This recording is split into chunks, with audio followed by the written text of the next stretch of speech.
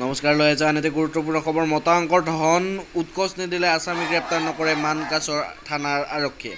আৰক্ষীৰ ওপৰত এনে গুৰুতৰ অভিযোগ তুলি দোষী কৰায়ত্ব কৰাৰ দাবীত মানকাছৰ গাঁৱত আজি পুৱা 10 বজাত মানকাছৰ আৰক্ষীয়ে হাই হাই আসামী মজনু মিয়া আৰু মধু মিয়াক গ্ৰেপ্তাৰ কৰক আদি শ্লোগানেৰে মহিলাসহ প্ৰায় শতাধিক গঞা ৰাইজৰ উত্তাল প্ৰতিবাদ।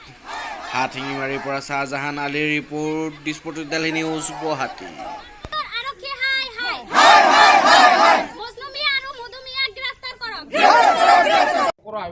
আপনার নাম কি? আমার নাম জহিরুল ইসলাম। কি হয়েছে আপনার থানাতে কেস করেছে?